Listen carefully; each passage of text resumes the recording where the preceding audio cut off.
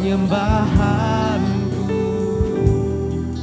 Ku semakin berkurang, Yesus semakin bertambah. Mengikut Yesus, itulah kesukaan hatiku. Ku lepas semua hakku untuk mengenal kehendaknya di hidupku. Mengiring Yesus, itulah kekuatan hidupku. Ku yakin anugerahnya mampu jadikanku hamba yang berkenan selalu.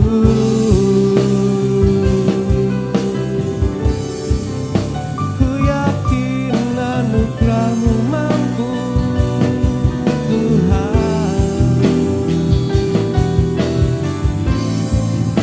Anugerahmu cukup bagi kami. Ku mau selalu mengikutmu. Itu kesukaanku. Yang menjadi sukacitamu. Itu yang mampu menjadi sukacitaku. Ku kan selalu mengiringmu, sebab Kau penyelamatku. Dan kami ini hamba-Mu. Ku hendak senangkan hati-Mu,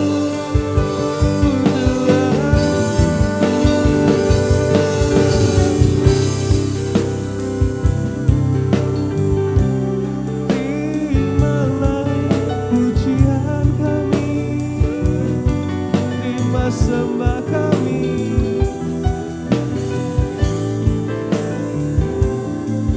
Semuanya karena kemurahan-Mu, dan ku mau selalu memuliakan nama-Mu. Cukup Engkau bagiku, Tuhan.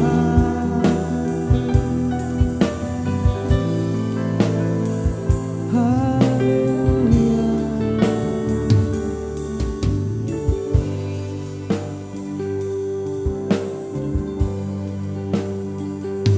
Ku bawa hatiku, penyembahanku.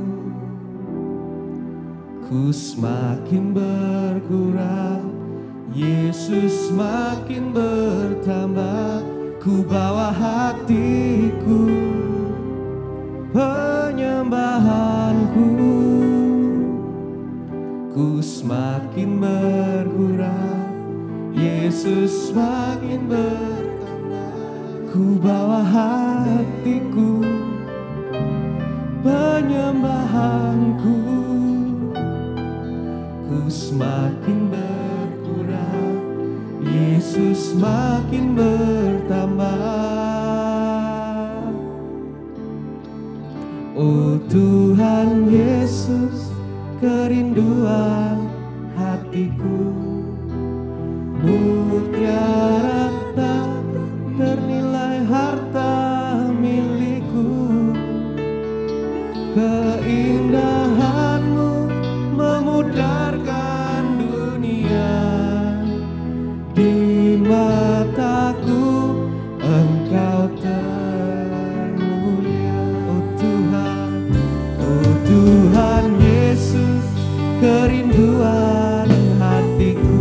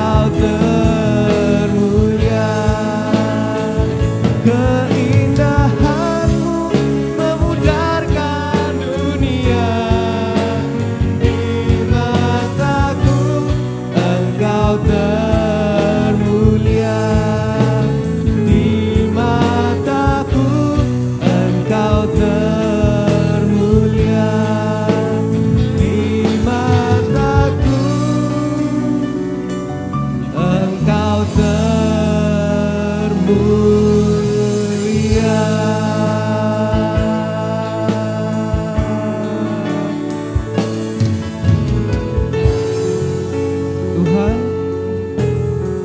selamanya Engkau Allah kami. Selamanya Engkau yang termulia dalam hidup kami Tuhan.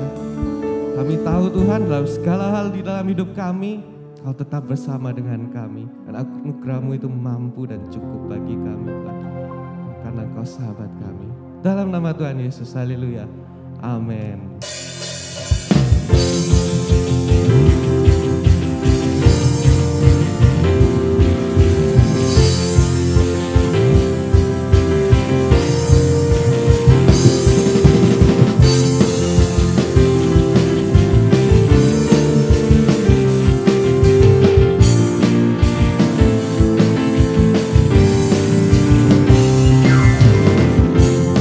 Yang kupilih membuatku berarti, karena Yesus Tuhan tempatku percaya dan berharap. Ku buka mataku, lihat sekelilingku, dan harus nyatakan kebenarannya yang membebaskan. Karena kuasa-Mu, karena kehebatan-Mu, dapat lakukan perkara besar yang Engkau janjikan. Yesus, Kaulah sahabatku. Yesus, Kau yang akan selalu berada di sisiku. Kau sumber kuatku. Oh, Yesus, Kaulah sahabatku. Yesus, Kau yang tak pernah jemu-jemu di sisiku. Kau sumber kuatku.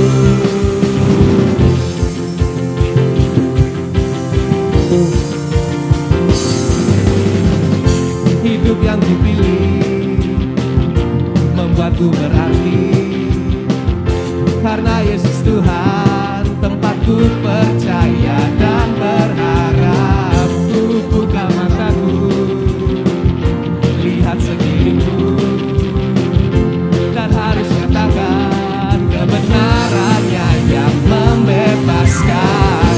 Karena kuasa-Mu, karena kehebatan-Mu Tuhan, ku dapat lakukan perkara besar yang Engkau janjikan. Yesus, Kaulah sahabatku. Yesus, Kau yang akan selalu berada di sisiku. Kau sumber kuatku. Oh, Yesus, Kaulah sahabatku. Yesus, Kau yang tak pernah jemu-jemu di sisiku. Kau sumber kuatku. Oh, Yesus, Kaulah sahabatku. Yesus, Kau yang akan selalu berada di sisiku. Kau sumber kuatku. Oh, Yesus, Kaulah sahabatku. Yesus, Kau yang tak pernah jemu-jemu di sisiku. Kau sumber kuatku.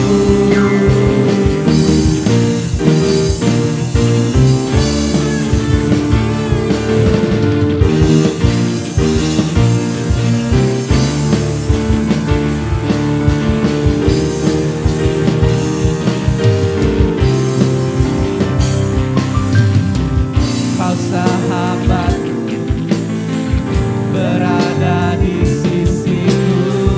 Kau sahabatku selama-lamanya. Kau sahabatku, berada di sisiku. Kau sahabatku selama-lamanya. Yesus, Kaulah sahabatku. Yesus, Kau yang akan selalu berada di sisiku. Kau sumber kuatku.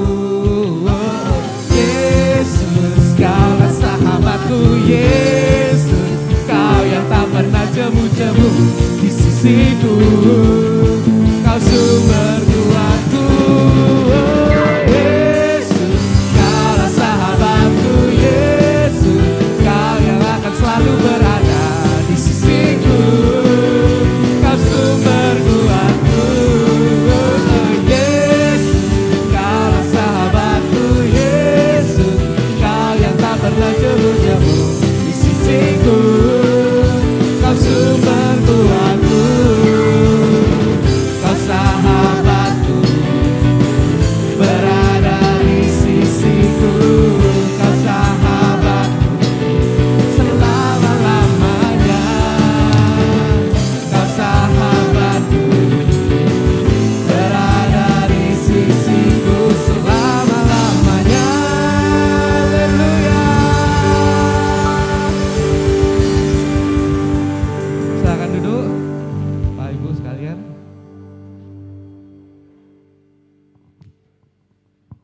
Sekalipun keadaan kita mungkin sekarang tidak baik, tapi hendaknya kita tetap menaruh harap kita di dalam Tuhan dengan sengaja. Dengan sengaja kita taruh harap kita dalam Tuhan dan menyatakan kebesarannya dalam hidup kita. Jangan memilih untuk berhenti, Bapak, Ibu, semuanya. Terus berjalan. Akui kebesarannya dalam hidup kita.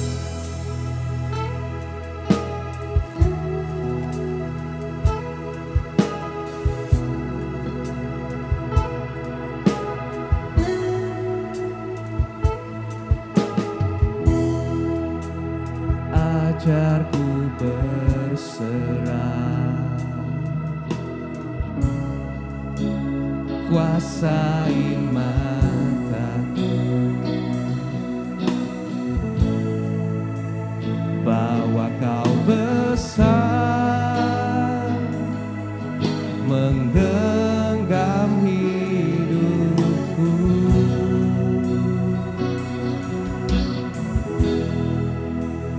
Walau ku berjalan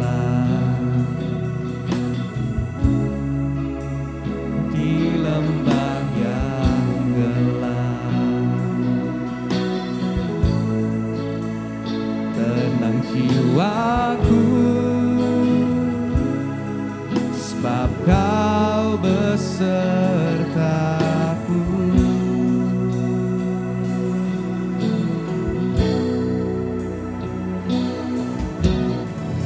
Selama ku hidup, apapun musimku, ku percaya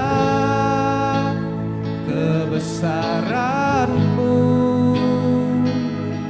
kekuatanku di dalam-Mu. Ku serahkan hidupku, akui kuasa-Mu, ku serukan kebesaran-Mu. Masa depanku terjaga di tangan-Mu. Kami percaya.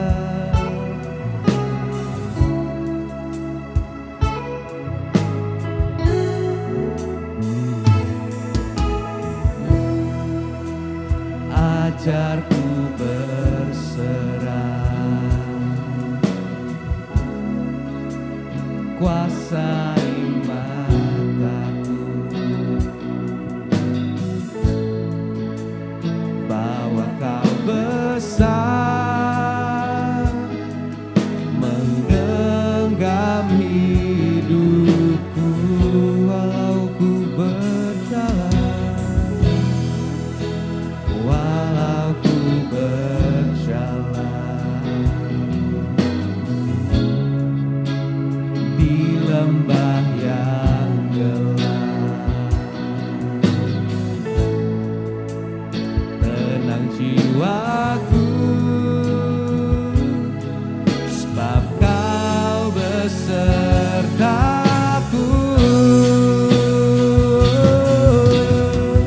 Selama ku hidup, apapun musimku, ku percaya kebesaran-Mu, kekuatanku di dalam-Mu. Ku serahkan hidupku, akui kuasa-Mu,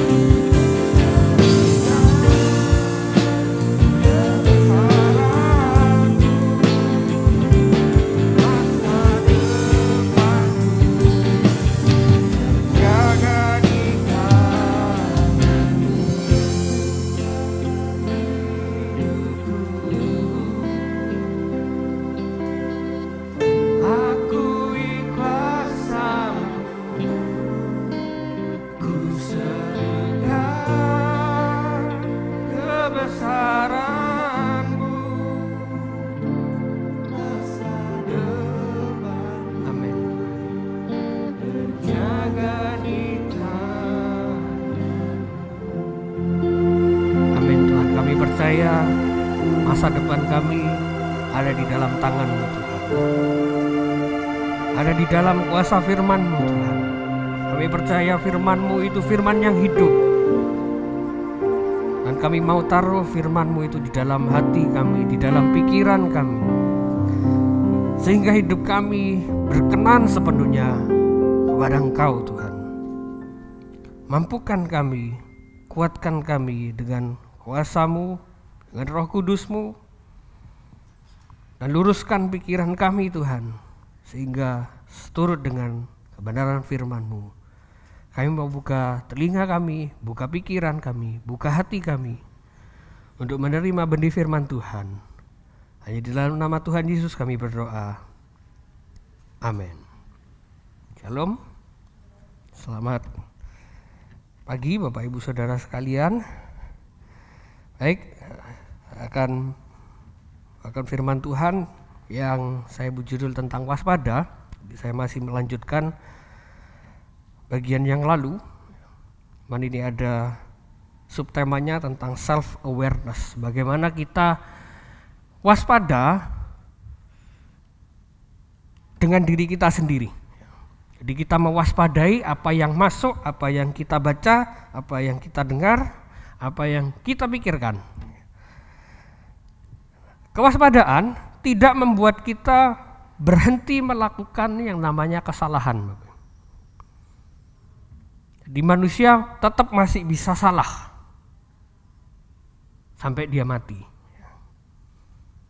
Tetap bisa salah. Tapi ini membuat kita belajar dari kesalahan dan mengajari orang lain. Artinya masih bisa menghindari yang namanya kesalahan, tapi tidak akan pernah luput dari yang namanya kesalahan. Karena tubuh kita masih tubuh dosa yang tidak akan pernah terlepas dari kesalahan. Jadi waspada bisa salah, tidak waspada juga salah. Jadi tidak usah waspada, wah ini yang salah ya. Waspada itu hanya buang-buang energi. Sudah, beriman saja sama Tuhan. Nah, kita tidak sadar bahwa seringkali kita memperlakukan Tuhan itu seperti bodyguard. Sudah, beriman saja. Padahal di dalam Alkitab dikatakan keselamatan itu Tuhan berikan, tapi kita harus mengerjakan. Artinya keselamatan itu Tuhan sediakan, kita ambil bagian kita. Menjaga hidup ini supaya berkenan. Nah ini pikiran-pikiran yang salah seperti itu ya. Tidak waspada salah. Lah sekarang waspada saja bisa salah, apalagi tidak, tambah parah. Kita akui bahwa penyesatan merajalela di akhir zaman. Orang percaya sudah seharusnya sungguh-sungguh waspada, karena kita pasti menghadapi penyesatan. Karena ini sudah ada sejak zaman dulu. Yang banyak itu mulai zamannya Yesus. Kenapa ini banyak? Karena ketika sebelum Yesus hadir, ada masa kekosongan, Tuhan tidak berbicara selama antara 300 sampai 400 tahun. Tuhan diam di antara kitab PL yang terakhir sampai Tuhan Yesus itu ada jarak 300 sampai 400 tahun. Dan itu tidak pernah terjadi sebelumnya. Tidak ada mimpi, tidak ada nabi yang ada di antara umat Israel. Makanya mereka bingung. Akhirnya muncullah banyak ajaran-ajaran yang sesat. Tuhan Yesus datang meluruskan itu semua. Nah, di akhir zaman ini dinubuatkan bahwa penyesatan itu dilakukan oleh gereja palsu. Gereja yang bukan gereja sejati. Bukan gereja palsu yang ada di Instagram itu ya Bapak Ibu. Tapi saya juga tidak pernah ikuti lagi ya, karena ya, caranya tidak sesuai dengan cara saya tidak pernah ikuti apa yang mereka posting. Lebih baik bagaimana kita belajar dari firman Tuhan sendiri. Karena itu lebih bisa diterima dan lebih berdampak daripada kita belajar dari orang-orang yang seperti itu. Bukan tidak boleh, boleh, sangat boleh belajar dari situ. Asal kita punya pemahaman yang kuat dulu, punya iman yang sangat kuat dulu supaya kita tidak mudah terpengaruh. Karena ada banyak orang terpengaruh gara-gara orang seperti itu. Baik, saya akan menjelaskan bagaimana kita harus waspada di akhir zaman ini. Nah, manusia ini dicobai oleh keinginannya sendiri. Minggu lalu sudah disampaikan Ibu Gembala, Tuhan tidak pernah mencobai. Di dalam surat Yakobus itu dikatakan Tuhan tidak pernah mencobai. Terjemahannya gitu. Tapi kalau bahasa aslinya agak beda, Bapak. Memang kita harus belajar ini. Bahasa aslinya bukan berbunyi Allah tidak dapat dicobai. Tapi bahasa aslinya bilang gini, Allah itu sifatnya tidak punya sifat untuk mencobai. Karena dirinya kudus. Yang karena dirinya kudus ini saya tambahi barusan. Untuk menjelaskan kata-kata itu. Jadi di dalam dirinya Tuhan, dia tidak punya sifat itu untuk mencobai. Tidak ada. Itulah kekudusan Tuhan. Ya kalau diterjemahkan begitu ya tidak masalah. Karena memang dia begitu adanya. Nah, Tuhan juga tidak pernah mengizinkan pencobaan itu terjadi, Bapak Ibu. Ini agak rumit.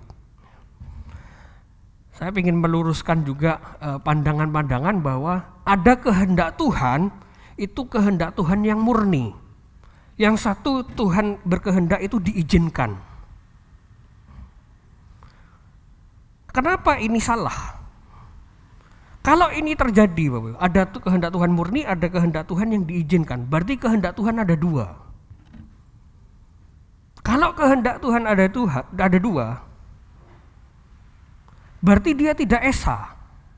Loh, ada dua kehendaknya. Aku mau ini dan satu aku mau ini. Itu tidak esa. Kehendak Tuhan satu. Jadi kalau kita baca di Alkitab, Tuhan kita itu esa. Termasuk dengan kehendaknya. Kehendaknya juga esa. Tidak mungkin Tuhan punya kehendak dua. Satu dia ingin kita hidup suci, satunya dia ingin mencobai. Tidak mungkin. Nah, kenapa pencobaan itu terjadi? Ketika manusia itu jatuh di dalam dosa, otomatis alam itu sudah jadi alam pencobaan. Jadi bukan karena Tuhan, tapi karena dosa itu yang membuat alam ini otomatis sudah menjadi alam pencobaan. Dulu saya pernah sampaikan ini. Tuhan kutuk tanah, Tuhan kutuk Adam, Tuhan kutuk ular, Tuhan juga mengutuk Hawa. Ya mungkin bahasanya bukan dikutuk ya, dihukum. Nah, ketika itulah alam ini otomatis jadi alam pencobaan. Nah, seringkali keinginan itu menipu kita. Menipu akal sehat. Akal sehat itu bisa sakit, Bapak. Karena ditipu tadi. Sehingga ketika akal kita yang sehat itu sakit, otomatis kita menolak, mendengarkan, dan mematuhi kebenaran. Otomatis itu. Karena sudah rusak. Semua manusia gitu, Bapak, pada mulanya. Tapi ketika Tuhan Yesus turun, beda cerita. Yesus yang banyak sekali mengubah. Dan gereja pun masih bisa dicobai oleh keinginannya sendiri. Jadi ketika Tuhan Yesus mati, kita tidak otomatis suci. Masih bisa dicobai. Setiap hari datang yang namanya pencobaan itu. Ya itu bukan saya menjelek-jelekkan gereja. Itu fakta. Dan itu rahasia umum, ya bukan rahasia lagi. Ada banyak Bapak Ibu. Karena inilah gereja dipengaruhi ajarannya, doktrinnya, kebijakannya dipengaruhi. Yang namanya keinginan itu pasti menyenangkan. Jadi hati-hati kalau ada gereja yang kebijakannya bersifat menyenangkan orang lain. Loh, berarti tidak boleh senang? Boleh, asal tidak meninggalkan kebenaran. Boleh, tidak masalah. Contoh, pernikahan. Itu kan orang punya keinginan untuk menikah, senang kan? Masa geli-jarang? Kan tidak mungkin. Karena sesuai kebenaran tidak masalah. Tapi kalau itu melanggar kebenaran, itu yang tidak boleh. Saya akan berikan contoh. Dalam Matius 5 ayat 32. Familiar dengan ayat ini ya. Tapi aku berkata kepadamu, Yesus yang ngomong, setiap orang yang menceraikan istrinya kecuali karena zina. Ayat ini seringkali dipakai gereja untuk melegalkan perceraian karena zina. Banyak ya gereja-gereja yang seperti ini. Boleh cerai, boleh nikah lagi. Tapi apakah ayatnya berbunyi demikian? Saya katakan tidak. Artinya tidak demikian. Tapi apakah boleh bercerai? Boleh. Boleh. Loh, ini ada syaratnya bercerai. Kecuali karena zina. Boleh. Nah, tapi kan zinahnya ini yang harus dipelajari, Bapak Ibu. Zinahnya ini zinah apa? Loh, kalau zinahnya memandang perempuan lain terus kepingin, itu kan zinah di ayat yang lain. Masa itu harus bercerai? Loh, kan tidak mungkin. Manusia bisa jatuh, namanya pencobaan.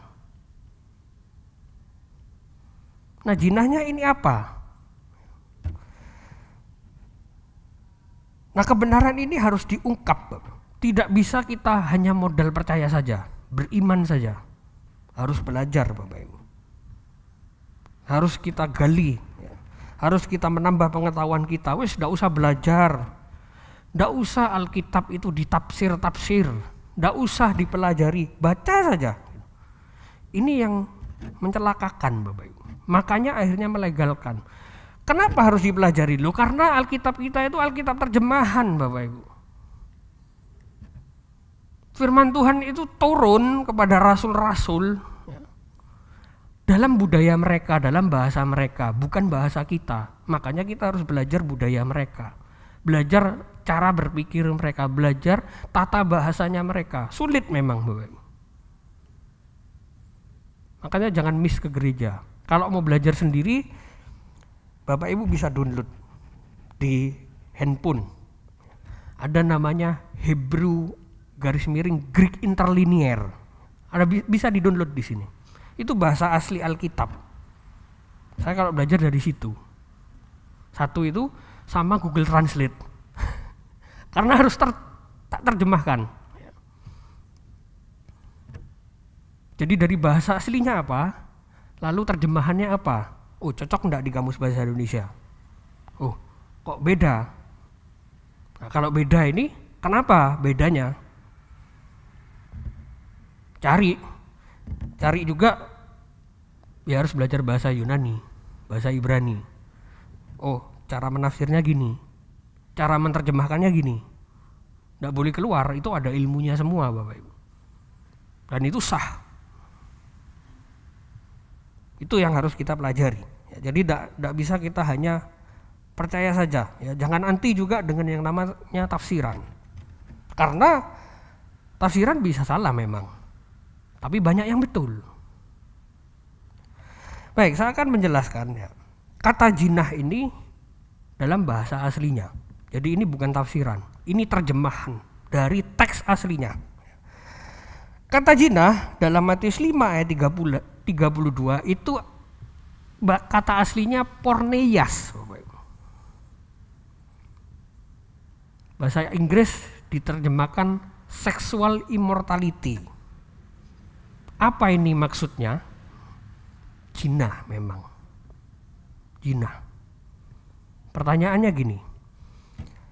Kalau seandainya saya dan istri saya berzinah,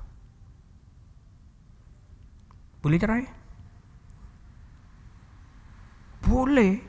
Istrimu tidak akan cinta lagi sama kamu. Pakai ayat ini. Salah, Bapak Ibu. Tidak boleh. Saya berzina, istri saya juga berzina. Boleh cerai? Tidak boleh. Tidak boleh. Apa yang boleh dari ayat ini? Nanti saya jelaskan.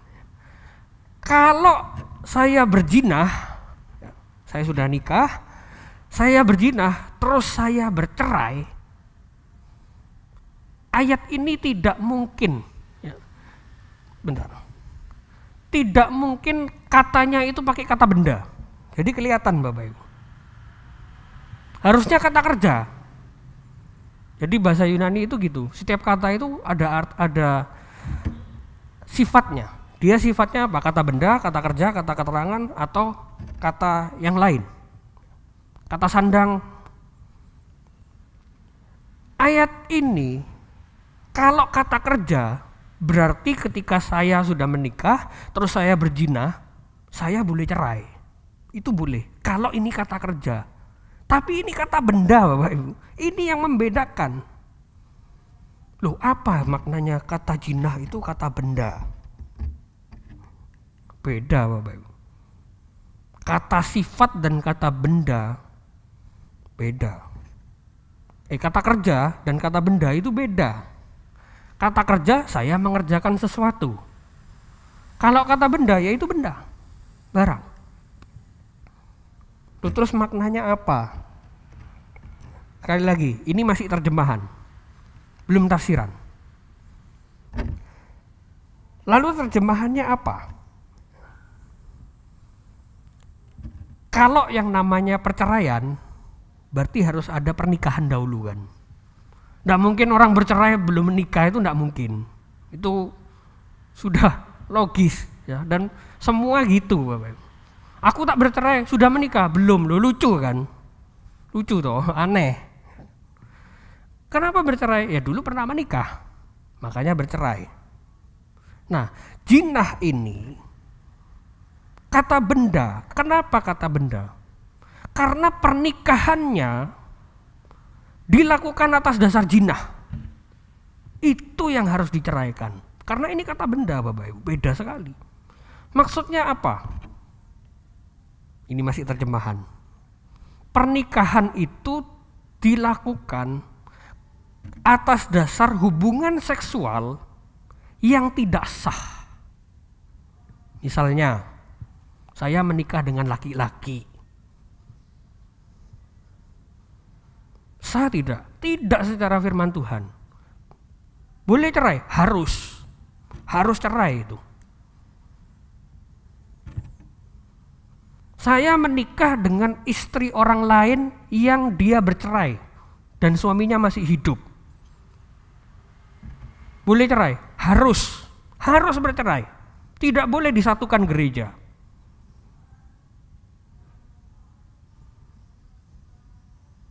Saya menikah dengan janda. Suaminya sudah mati. Harus cerai? Tidak. Boleh itu, sangat boleh loh, karena kan cerai mati. Kalau cerai hidup tidak boleh.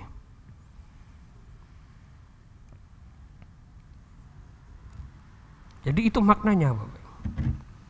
Loh, kalau dulu sebelum menikah sudah melakukan hubungan seksual, lalu menikah dengan pasangan yang sama, boleh cerai enggak? Nah ini tafsiran. Beda ya. Boleh enggak? Jelas tidak boleh. Karena yang tidak sah itu sudah disahkan di hadapan Tuhan. Itu menurut saya. Kalau itu dipakai untuk dasar bercerai, enak Bapak Ibu. Enak. Yang tidak sah itu banyak Bapak Ibu. Loh di Indonesia ini anak SMP, ada penelitian kan waktu itu. Berapa persen yang sudah tidak perawan? Loh, terus itu dijadikan alasan bercerai? Tidak. Loh karena yang tidak sah itu sudah disahkan di hadapan Tuhan. Tidak boleh itu. Harus dijaga pernikahannya. Itu Bapak Ibu. Jadi ayat ini tidak bisa dipakai sembarangan. Oh tak berzina, aku bosan sama istriku. Tak berzina. Oh kan boleh ayatnya cerai. Loh kalau gitu caranya Bapak Ibu. Firman Tuhan ini buyar semua. Buyar.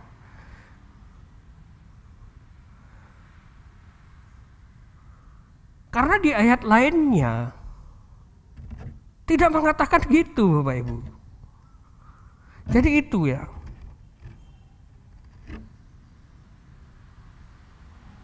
Itu kita harus banyak belajar. Ini kata benda yang berbeda sekali artinya.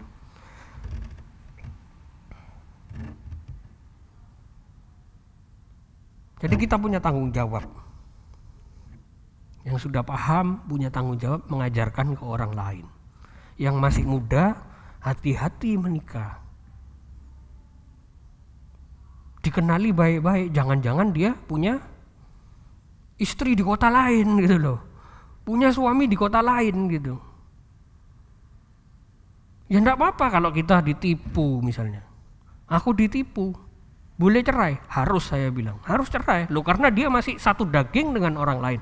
Tidak bisa dipisahkan 3 daging menjadi satu. Tidak ada ayatnya. Ayatnya itu 2 daging menjadi satu.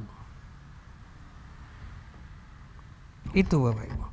Kenapa pernikahan itu tidak bisa diceraikan yang sah? Karena perjanjian Tuhan itu kekal Bapak Ibu.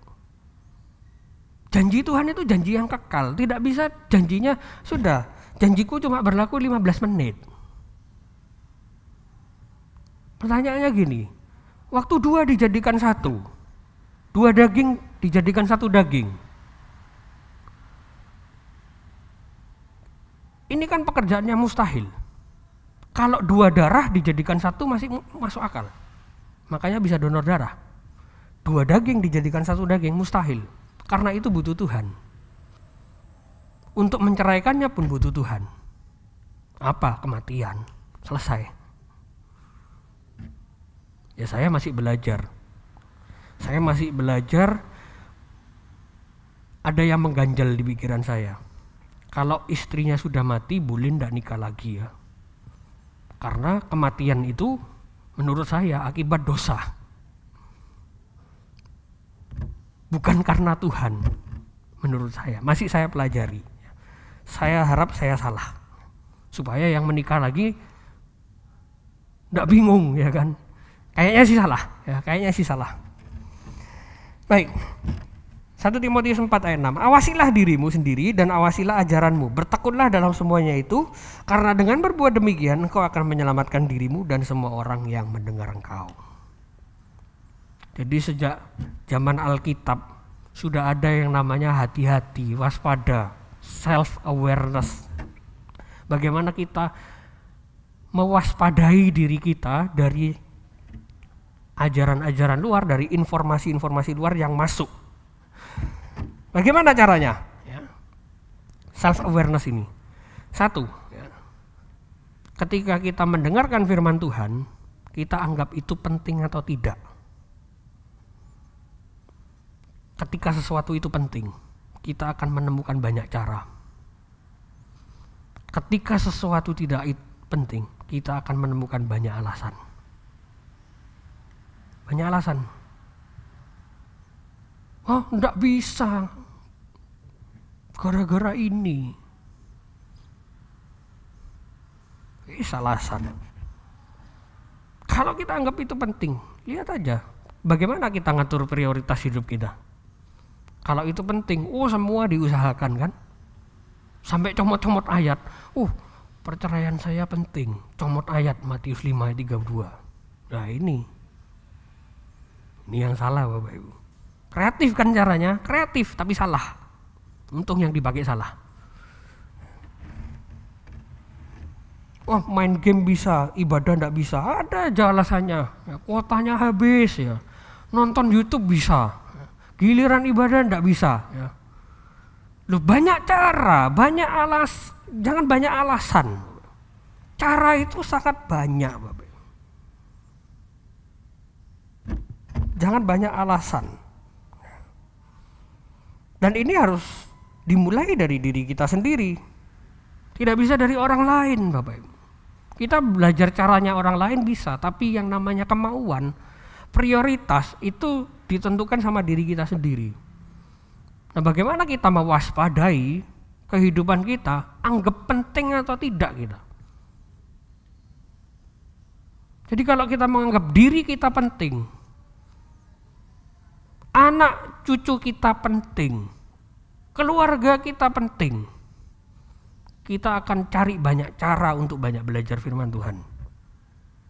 Karena ini kuncinya Bapak Ibu.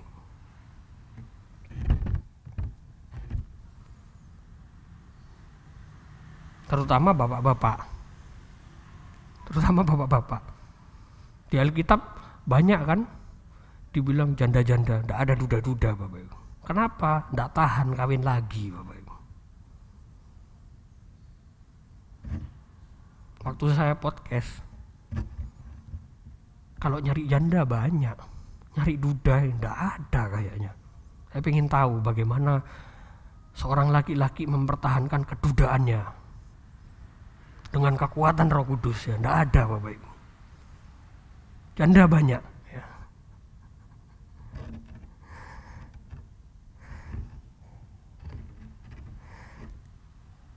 Dua Korintus 13 ayat 5. Ujilah dirimu sendiri. Apakah kamu tetap tegak di dalam iman? Selidikilah dirimu. Apakah kamu tidak yakin akan dirimu bahwa Kristus Yesus ada di dalam diri kamu? Sebab jika tidak demikian, kamu tidak tahan uji.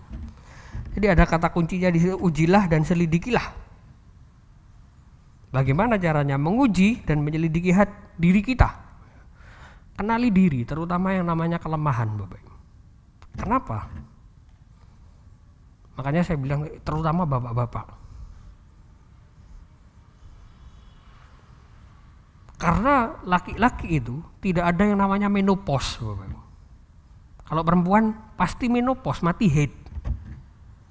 Laki-laki tidak ada Bapak Ibu.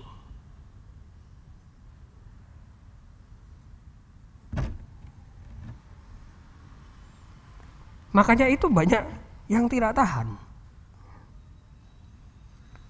Nah ini kan kelemahan. Kelemahan yang otomatis gitu loh. Bukan kekuatan sebenarnya laki-laki itu tidak menopause. Artinya apa? Keinginan di dalam dirinya itu sangat kuat Bapak Ibu. Lu sejak kita dibuat, ya, ketika orang tua kita melakukan hubungan seksual, yang namanya benih dari laki-laki itu, berapa yang bisa nembus sel telur? 1 Bapak Ibu. Dari sekian miliar. Artinya apa? Kita ini satu-satunya yang menang dari sekian miliar Bapak Ibu. Keinginannya sangat kuat untuk menembus yang namanya sel telur. Makanya manusia itu semuanya itu berasal dari laki-laki.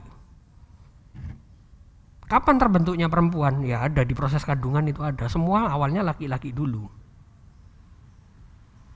Itu sah secara ilmiah, secara kedokteran sah. Laki-laki dulu. Baru jadi perempuan.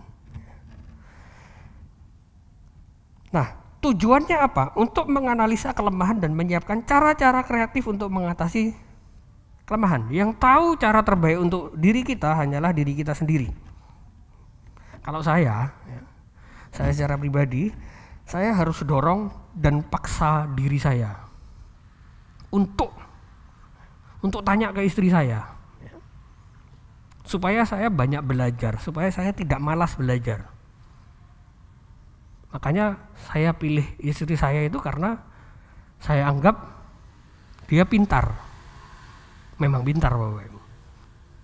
Jadi saya mengatasi kelemahan saya dengan pernikahan saya. Makanya saya cari yang seperti dia. Supaya apa? Supaya saya tidak malas. Supaya saya terus memperdalam, menjaga terus hidup saya untuk tetap termotivasi untuk belajar dan tahu lebih banyak.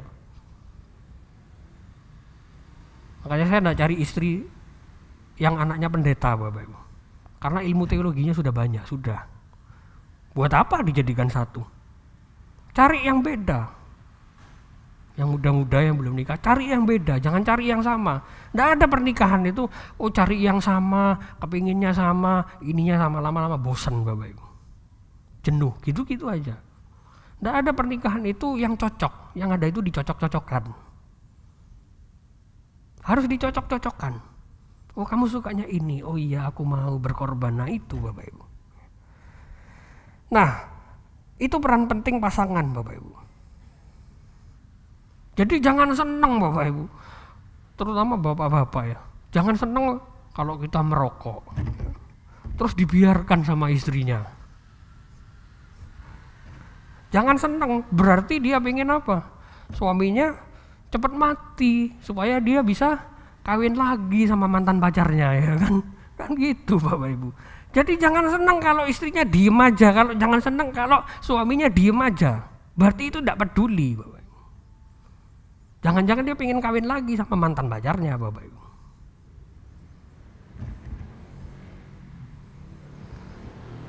Harus kita benar-benar tahu kelemahan kita di mana. Kadang orang tidak bisa membedakan mana kelemahan, mana kelebihan.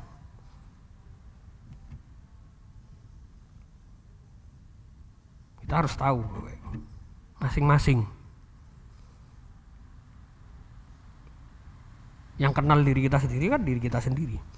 Lalu yang ketiga, bekerja sama dengan Tuhan. Nah, ini yang jarang diminta. Karunia membedakan roh.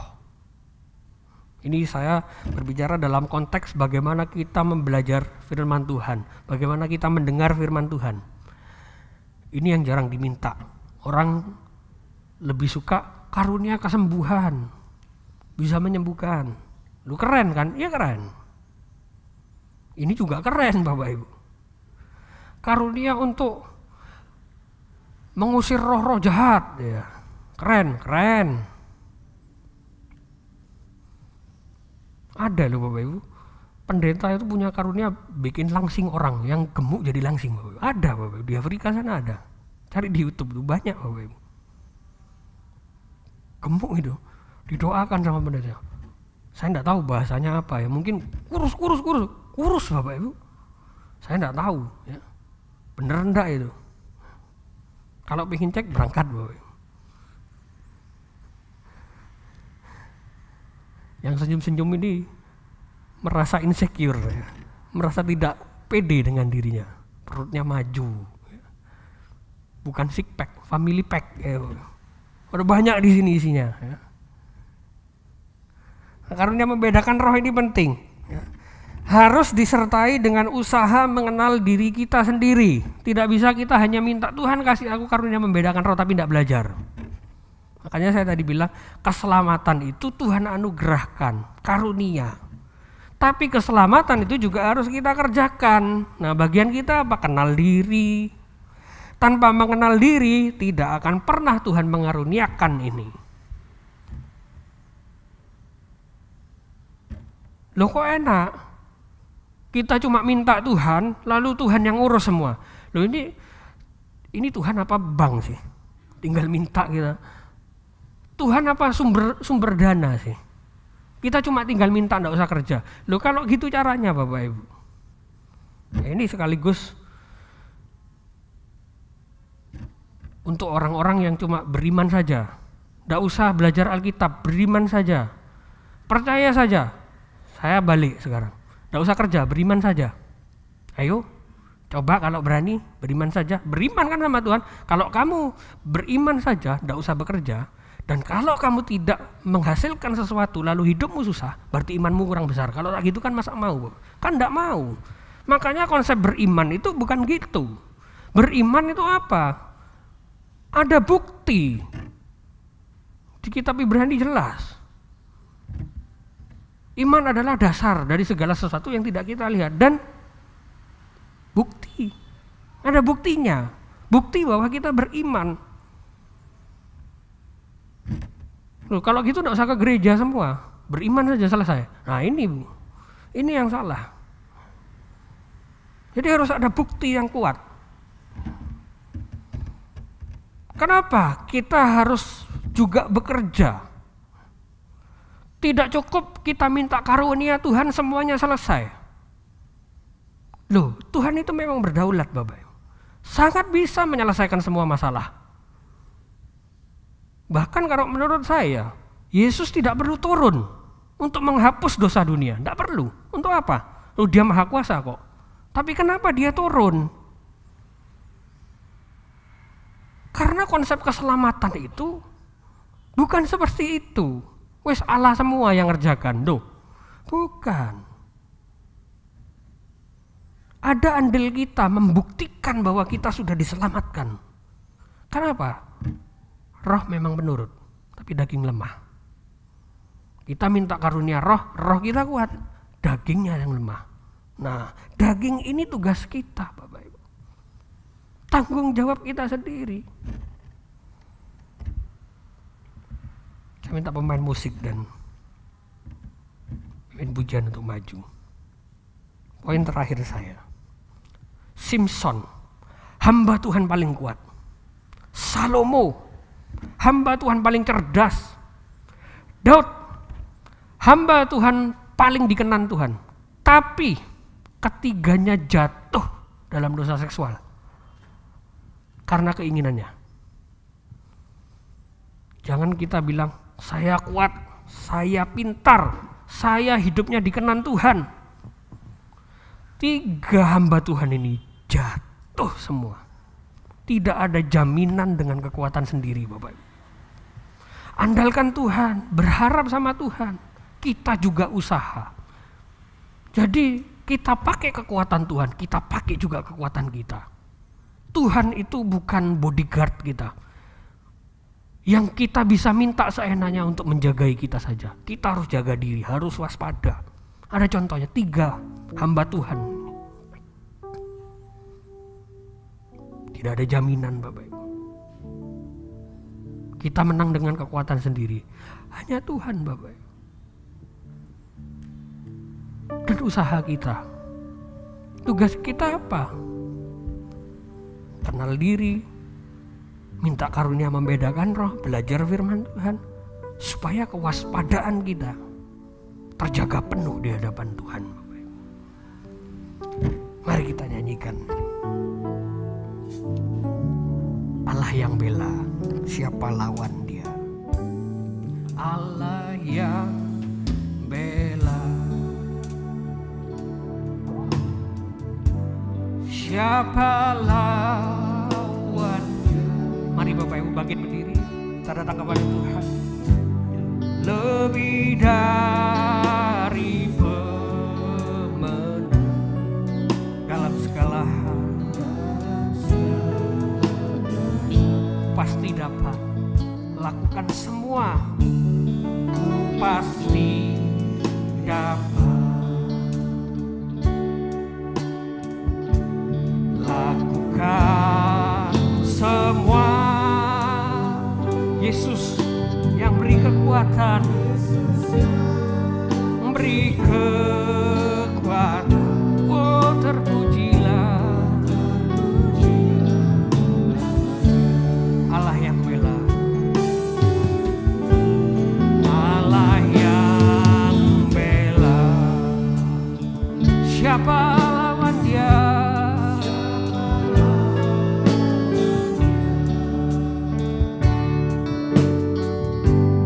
Lebih dari pemenang dalam segala hal,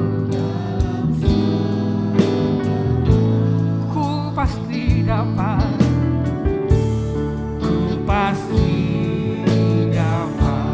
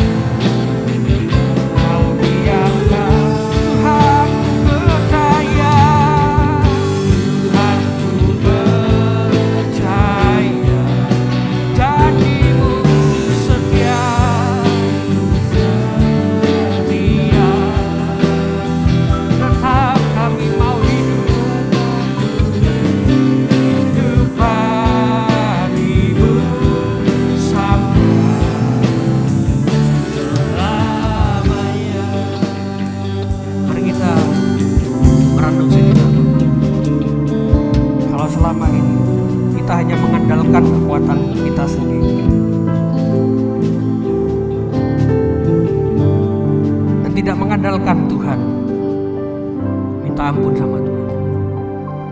Kita harus pakai kekuatan kita dan kekuatan Tuhan. Bekerja sama, bersinergi. Karena kita ini rekan sekerja Allah. Yang Tuhan sudah tentukan bahwa kita adalah umat yang lebih daripada pemenang. Allah yang bela, Bapak. Kita pasti dapat melakukan semua. Kalau Tuhan kasih kekuatan. Bagian kita minta kekuatan sama Tuhan. Dan terus percaya, Bapak, bahwa ada tangan Tuhan yang menjaga kita. Melalui firman-Nya. Tidak cukup kita beriman saja. Karena konsep iman bukan seperti itu. Ada bagian kita.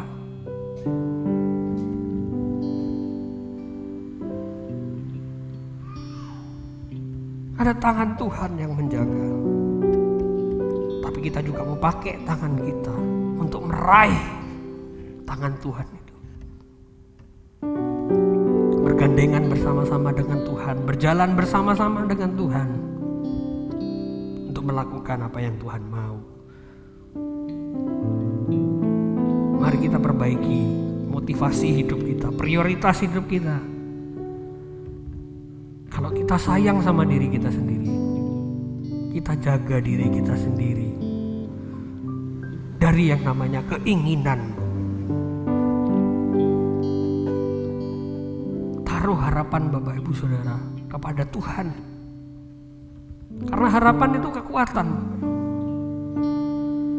Harapan itu tujuan. Mari kita taruh kepercayaan kita penuh kepada Tuhan. Diiringi dengan bukti-bukti bahwa kita sungguh-sungguh menaruh harapan pada Tuhan dengan mewaspadai kehidupan kita. Tuhan ku percaya. Saya serahkan kepada Bapak.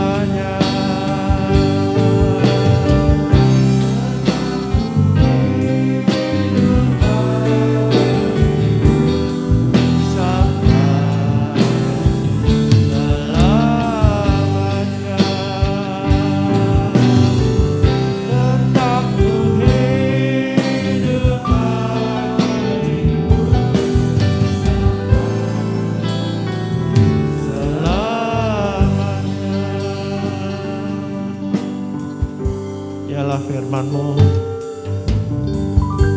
tanam dalam hati kami, Tuhan. Berikan kami terus hati yang selalu rindu Engkau, Tuhan.